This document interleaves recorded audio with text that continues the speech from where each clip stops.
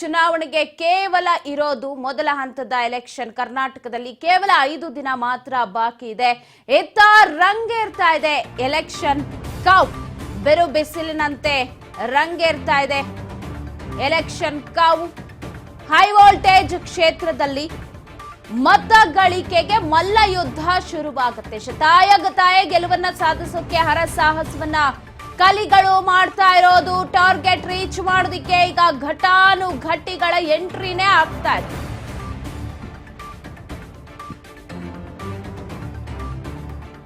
ಯಾವ ಕ್ಷೇತ್ರದಲ್ಲಿ ಹಾಗಾದ್ರೆ?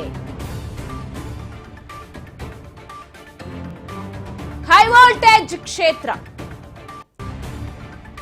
3 ಪಕ್ಷಗಳಿಗೂ ಕೂಡ ಕ್ಷೇತ್ರ ಪ್ರತಿಷ್ಠೆಯ ಕಣ.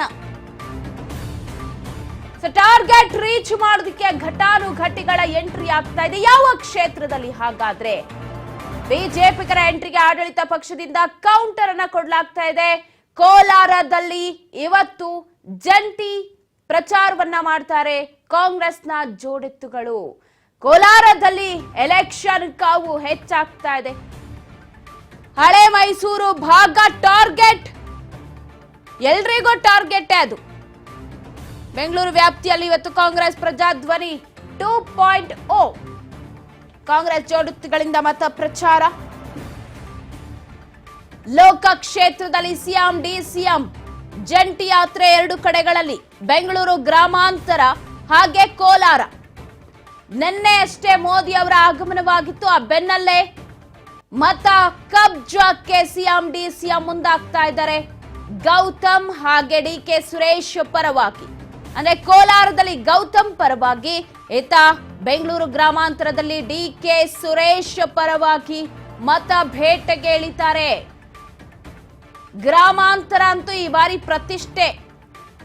ಡಿಸಿಎಂ ಸಹೋದರ ಕಳೆದ ಬಾರಿ 1 ಲಕ್ಷಕ್ಕೂ ಅಧಿಕ ಮತಗಳ ಅಂತರದಿಂದ ಗೆದ್ದಂತವರು ಡಿಕೆ ಸುರೇಶ್. ಈ ಬಾರಿ ಅವರಿಗೆ ಅಪೋಸಿಟ್ ಕ್ಯಾಂಡಿಡೇಟ್ ಡಾಕ್ಟರ್ ಮಂಜುನಾಥ್ ಇದ್ದಾರೆ. ಜೆಡಿಎಸ್ನವರೇ ಆದ್ರೂ ಅವ್ರು ನಿಂತಿರೋದು ಬಿಜೆಪಿ ಚಿಹ್ನೆಯಿಂದ, ಬಿಜೆಪಿ ಕ್ಯಾಂಡಿಡೇಟ್ ಆಗಿ. ಸೊ ಅವರಿಗೆ ಎಷ್ಟರ ಮಟ್ಟಿಗೆ ಅಲ್ಲಿ ಮತಗಳು ಬರುತ್ತೆ? ಒಕ್ಕಲಿಗ ವರ್ಸಸ್ ಒಕ್ಕಲಿಗ ಯಾವ ತರ ಫೈಟ್ ಇರಬಹುದು ಈ ಬಾರಿ? ಬಹಳಷ್ಟು ಕ್ಯೂರಿಯಾಸಿಟಿ ಇದೆ ಗ್ರಾಮಾಂತರದ ಮೇಲೆ. ಎಲ್ರಿಗೂ ಗ್ರಾಮಾಂತರದ ಮೇಲೆ ಒಂದು ಹದ್ದಿನ ಕಣ್ಣು. ಒಂದು ಕಡೆ ಒಕ್ಕಲಿಗ ನಾಯಕ ಡಿಕೆ ಶಿವಕುಮಾರ್ ಆ ಭಾಗದಲ್ಲಿ ಹೆಚ್ಚಾಗಿ ಗುರುತಿಸಿಕೊಂಡವರು. ಸೊ ಅವರನ್ನ ಹೇಗಾದ್ರೂ ಮಾಡಿ ಅಡಗಿಸಬೇಕು ಅಂತ ಇತ್ತ ಮೈತ್ರಿ ಸಜ್ಜಾಗಿದೆ. ಸೊ ಹಾಗಾಗಿ ಪ್ರಬಲ ಅಭ್ಯರ್ಥಿಯನ್ನ ಕಣಕ್ಕೆ ಇಳಿಸಿರೋದು, ಶತಾಯಗತಾಯ ಗೆಲುವನ್ನ ಸಾಧಿಸಬೇಕು ಅಂತ. ಸೊ ನೋಡೋಣ ಇವತ್ತು ಕೋಲಾರ ಬೆಂಗಳೂರು ಗ್ರಾಮಾಂತರದಲ್ಲಿ ಯಾವ ರೀತಿ ಅಬ್ಬರಿಸ್ತಾರೆ ಅಂತ. ಈ ಬಗ್ಗೆ ಮತ್ತಷ್ಟು ಅಪ್ಡೇಟ್ಸ್ ಅನ್ನ ಪಡೆದುಕೊಳ್ಳೋಣ. ಪ್ರತಿನಿಧಿ ಬಸವರಾಜ್ ಫೋನ್ ಸಂಪರ್ಕದಲ್ಲಿದ್ದಾರೆ. ಬಸವರಾಜ್, ನಿನ್ನೆಯಷ್ಟೇ ಮೋದಿ ಅವರು ಬಂದು ಮತ ಪ್ರಚಾರವನ್ನ ಮಾಡಿದ್ರು. ಆ ಬೆನ್ನಲ್ಲೇ ಇದೀಗ ಕೈ ಅಭ್ಯರ್ಥಿಗಳು ಕೂಡ ಭರ್ಜರಿ ಪ್ರಚಾರಕ್ಕೆ ತಯಾರಿ ನಡೆಸಿದ್ದಾರೆ. ಏನ್ ಸಿಗ್ದಿದೆ ಅಪ್ಡೇಟ್ಸ್? ಎಲ್ಲಿ ಪ್ರಚಾರ?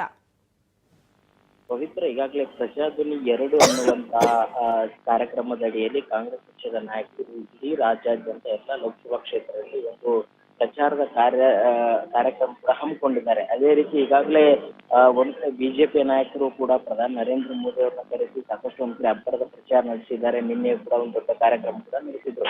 ಇದಾದ ಬಳಿಕ ಇವತ್ತು ಕಾಂಗ್ರೆಸ್ ಪಕ್ಷದ ನಾಯಕರು ಸಿಎಂ ಸಿದ್ದರಾಮಯ್ಯ, ಡಿಸಿಎಂ ಡಿಕೆ ಶಿವಕುಮಾರ್ ಇಬ್ಬರು ನಾಯಕರು ಕೂಡ ಕೋಲಾರ ಮತ್ತೆ ಬೆಂಗಳೂರು ಗ್ರಾಮಾಂತರ ಲೋಕಸಭಾ ಕ್ಷೇತ್ರದಲ್ಲಿ ಒಂದು ಬಿರುಸಿನ ಪ್ರಚಾರದಲ್ಲಿ ಕಾರ್ಯಕ್ರಮದಲ್ಲಿ ಭಾಗಿಯಾಗ್ತಾರೆ. ಪ್ರಮುಖವಾಗಿ ಬೆಂಗಳೂರು ಗ್ರಾಮಾಂತರ ಲೋಕಸಭಾ ಕ್ಷೇತ್ರದಲ್ಲಿ ಒಂದು ಪ್ರಮುಖವಾಗಿರ್ತಕ್ಕಂಥ ಡಿಕೆ ಶಿವಕುಮಾರ್ ಮತ್ತೆ ಡಿಕೆ ಸುರೇಶ್ ಅವರಿಗೆ ಒಂದು ಪ್ರತಿಷ್ಠೆಯ ಕಣವಾಗಿ ಪರಿಣಮಿಸಿದೆ. ಯಾಕಂತಂದ್ರೆ ಈಗಾಗಲೇ ಬಿಜೆಪಿ ಅಭ್ಯರ್ಥಿಯಾಗಿರ್ತಕ್ಕಂಥ ಡಾಕ್ಟರ್ ಮಂಜುನಾಥ್ ಅವರು ಕೂಡ ಪ್ರಬಲವಾಗಿರ್ತಕ್ಕಂಥ ಪೈಪೋಟಿಯನ್ನು ಕೊಡ್ತಾ ಇದ್ದಾರೆ ಅನ್ನುವಂತ ಒಂದಿಷ್ಟು ಚರ್ಚೆಗಳು ಕೂಡ ಶುರುವಾಗಿದೆ. ಹಾಗಾಗಿ ಅವುಗಳ ಅಡಿಯಲ್ಲಿ ಒಂದ್ ಕಡೆ ಒಂದು ಪ್ರತಿಷ್ಠೆಯ ಕಣವಾಗಿ ತೆಗೆದುಕೊಂಡು ಇದನ್ನ ಈ ಬಾರಿಯ ಒಂದು ಲೋಕಸಭೆ ಚುನಾವಣೆಯಲ್ಲಿ ಆ ಕ್ಷೇತ್ರವನ್ನು ಗೆಲ್ಲಲೇಬೇಕು ಅನ್ನುವಂತಹ ಹಠಕ್ಕೆ ಡಿಸಿಎಂ ಡಿಕೆ ಶಿವಕುಮಾರ್ ಮತ್ತೆ ಡಿಕೆ ಸುರೇಶ್ ಕೂಡ ಬಿದ್ದಿರು ಬಂದಿದ್ರು. ಹಾಗಾಗಿ ಇವತ್ತು ಸಿದ್ದರಾಮಯ್ಯ ಅವರು ಆನೇಕಲ್ ಸೇರಿದಂತೆ ಹಲವು ಪ್ರದೇಶಗಳಿಗೆ ಒಂದು ಚುನಾವಣಾ ಪ್ರಚಾರದ ಬಹಿರಂಗ ಸಮಾವೇಶ ಕೂಡ ಇರುವಂತದ್ದು. ಮತ್ತೆ ಡಿಕೆ ಸುರೇಶ್ ಅವರ ಪರವಾಗಿ ಮತಯಾಚನೆ ಕೂಡ ಡಿಸಿಎಂ ಮತ್ತೆ ಡಿಕೆ ಶಿವಕುಮಾರ್ ನಾಯಕರು ಕೂಡ ಮಾಡಲಿದ್ದಾರೆ. ಅದೇ ರೀತಿ ಕೋಲಾರ ಲೋಕಸಭಾ ಕ್ಷೇತ್ರದಲ್ಲಿ ಕೂಡ ಒಂದ್ ಕಡೆ ಕಾಂಗ್ರೆಸ್ ಪಕ್ಷದ ನಾಯಕರಿಗೆ ಒಂದಿಷ್ಟು ಅಲ್ಲಿ ಸ್ಥಳೀಯ ಮುಖಂಡರ ಅಸಮಾಧಾನ ಕೂಡ ಇರುವಂತದ್ದು. ಅಸಮಾಧಾನ ನಡುವೆಯೂ ಕೂಡ ಕೋಲಾರ ಅಭ್ಯರ್ಥಿನ ಗೆಲ್ಲಿಸ್ಕೊಂಡು ಬರಲೇಬೇಕು ಅನ್ನುವಂತಹ ಒಂದು ಟಾಸ್ಕನ್ನು ಕೂಡ ಹೈಕಮಾಂಡ್ ನಾಯಕರು ಕೂಡ ರಾಜ್ಯ ನಾಯಕರಿಗೆ ಕೊಟ್ಟಿದ್ದಾರೆ. ಅದರಂತೆ ಈಗಾಗಲೇ ಕೋಲಾರದಲ್ಲಿ ಕಾಂಗ್ರೆಸ್ ಅಭ್ಯರ್ಥಿಯಾಗಿರುವ ಕೆ.ವಿ. ಗೌತಮ್ ಪರವಾಗಿ ಮತಯಾಚನೆ ಕೂಡ ಇವತ್ತು ಸಿಎಂ ಸಿದ್ದರಾಮಯ್ಯವರು ಕೂಡ ಮಾಡಲಿದ್ದಾರೆ. ಯಾಕಂತಂದ್ರೆ ಆ ಒಂದು ಲೋಕಸಭಾ ಕ್ಷೇತ್ರದಲ್ಲಿ ಕೆ.ಎಚ್. ಮುನಿಯಪ್ಪರು ಅಸಮಾಧಾನಗೊಂಡಿದ್ದಾರೆ. ಆ ಅಸಮಾಧಾನ ನಡುವೆಯೂ ಕೂಡ ಅಲ್ಲಿ ಜೆಡಿಎಸ್ ಪಕ್ಷದ ಅಭ್ಯರ್ಥಿಯನ್ನ ಸೋಲಿಸಬೇಕು ಅನ್ನುವಂತ ನಿಟ್ಟಿನಲ್ಲಿ ಸಾಕಷ್ಟು ಒಂದ್ ಕಡೆ ರಣತಂತ್ರ ಹೂಡ್ತಾ ಇದ್ದಾರೆ. ಹಾಗಾಗಿ ಇವತ್ತು ಎರಡೂ ಕ್ಷೇತ್ರದಲ್ಲಿ ಕೂಡ ಸಿಎಂ ಮತ್ತೆ ಡಿಸಿಎಂ ಮಿಂಚಿನ ಸಂಚಾರ ನಡೆಸಲಿದ್ದಾರೆ. ಪವಿತ್ರ ಬಸವರಾಜ್, ಒಂದು ಕಡೆ ಹಳೆ ಮೈಸೂರು ಭಾಗ ಅನ್ನೋದು ಪ್ರತಿಷ್ಠೆಯ ಕಣ. ಈ ಬಾರಿ ಅದರಲ್ಲಿ ಶತಾಯ ಗತಾಯ ಮಂಜುನಾಥ್ ಅವರನ್ನ ಗೆಲ್ಲಿಸ್ಕೊಂಡೇ ಬರಬೇಕು ಅಂತ ಪಣ ತೊಟ್ಟಿರೋದು ಮೈತ್ರಿ. ಇತ್ತ ತಮ್ಮದೇ ಒಂದು ಕ್ಷೇತ್ರ ಸಾಕಷ್ಟು ವರ್ಷಗಳಿಂದ ಹಿಡಿತ ಸಾಧಿಸ್ಕೊಂಡು ಬಂದಿರೋದು ಡಿ.ಕೆ. ಬ್ರದರ್ಸ್. ಅಲ್ಲೇನಾದ್ರೂ ಈ ಸಲ ಎಡವಿದ್ರೆ ಮುಖಭಂಗ ಆಗೋದು ಗ್ಯಾರಂಟಿ ಅಂತ. ಸೊ ಹಾಗಾಗಿ ಬಿಟ್ಕೊಡೋ ಮಾತೆ ಇಲ್ಲ ಈ ಬಾರಿ ಇಬ್ರು ಕೂಡ. ಖಂಡಿತವಾಗಿ ಪವಿತ್ರ, ಬೆಂಗಳೂರು ಗ್ರಾಮಾಂತರ ಲೋಕಸಭಾ ಕ್ಷೇತ್ರದಲ್ಲಿ ಒಂದ್ ಕಡೆ ಡಿ.ಕೆ. ಸುರೇಶ್ ಅವರು ಕಳೆದ ಹಾಲಿ ಎಂಪಿ ಆಗಿ ಕಾರ್ಯನಿರ್ವಹಿಸಿದ್ದಾರೆ. ಒಂದ್ ಕಡೆ ಕೋವಿಡ್ ಸಂದರ್ಭದಲ್ಲಿ ಒಂದು ರೀತಿಯಲ್ಲಿ ಅವರು ಕೂಡ ಒಂದು ಕೊರೋನಾ ವಾರಿಯರ್ಸ್ ಆಗಿ ಸಾಕಷ್ಟು ಬಡವರಿಗೆ ಒಂದು ಸಹಾಯ ಮಾಡಿದ್ದಾರೆ. ಅದನ್ನೆಲ್ಲವನ್ನು ಮುಂದಿಟ್ಕೊಂಡು ಮತ್ತೆ ಗ್ಯಾರಂಟಿಗಳನ್ನು ಕೂಡ ಮುಂದಿಟ್ಕೊಂಡು ಜನರಲ್ಲಿ ಮತಯಾಚನೆ ಮಾಡಲಿದ್ದಾರೆ.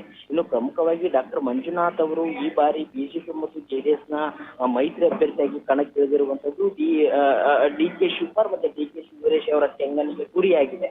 ಯಾಕಂತಂದ್ರೆ ಅಲ್ಲಿ ಜೆಡಿಎಸ್ ಪ್ರಭಾವ ಕೂಡ ಇರುವಂತದ್ದು. ಯಾಕಂದ್ರೆ ಚನ್ನಪಟ್ಟಣದಲ್ಲಿ ಕುಮಾರಸ್ವಾಮಿ ಅವರೇ ಶಾಸಕರಾಗಿದ್ದಾರೆ.